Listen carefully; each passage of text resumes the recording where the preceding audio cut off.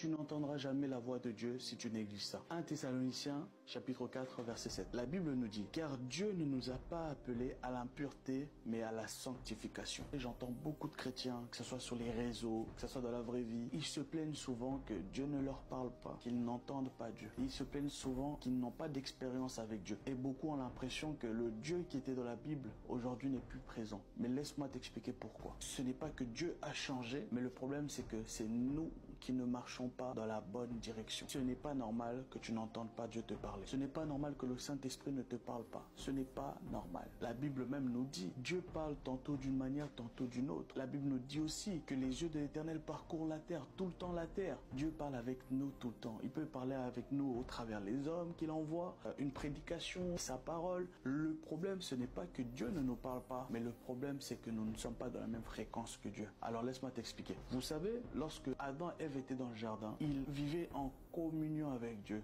Ils communiquaient tout le temps avec Dieu. Ils vivaient dans la présence de Dieu. Ils vivaient avec Dieu.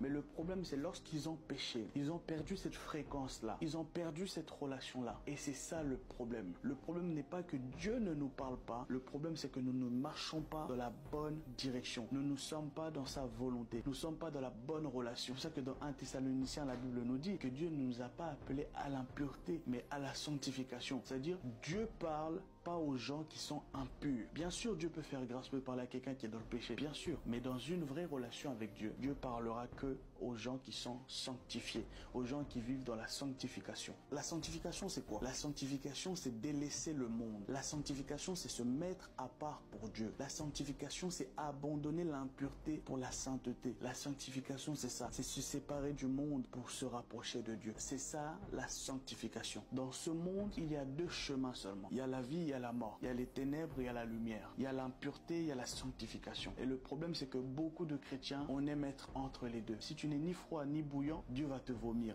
Beaucoup de chrétiens sont entre l'impureté et un peu de sanctification. Non, Dieu n'est pas un Dieu de mélange. Il n'y a aucune relation entre les ténèbres et la lumière. Tu dois être lumière. Et quand on parle de lumière, on parle de la sanctification. Quand on parle de ténèbres, on parle du péché, l'impureté. Éphésiens 5:8, la Bible nous dit, autrefois vous étiez ténèbres et maintenant vous êtes lumière dans le Seigneur, marchez comme des enfants de la lumière. Quelqu'un qui marche de la sanctification, dans le monde spirituel, dans le monde des ténèbres, il est comme une lumière. C'est pour ça que la Bible nous dit qu'il fait de ses serviteurs des flammes de feu. Et celui qui marche de la sanctification est un feu, est une flamme de feu. Et j'aime ce que Jésus dit. Jésus dit, le prince de ce monde vient, mais il n'y a rien de lui en moi. Et le Saint-Esprit, lorsque je suis en train de préparer ce message, me posait une question à vous donner. La question c'était, si le prince de ce monde vient, qu'est-ce qu'il trouvera en toi? Et malheureusement, si je peux même répondre à ta place, il trouvera beaucoup de choses. Il trouvera un peu d'impureté par là. Il trouvera un peu de mensonge par là. Il trouvera un peu de ceci par là. Et le problème, il est là. Voilà pourquoi tu n'entends pas Dieu. Voilà pourquoi tu ne progresses pas dans ta marche avec Christ. Il y a toujours une part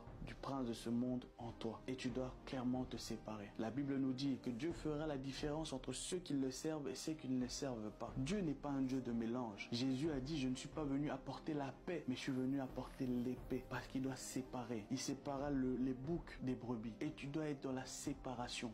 Dieu n'est pas un Dieu de division, mais c'est un Dieu de séparation.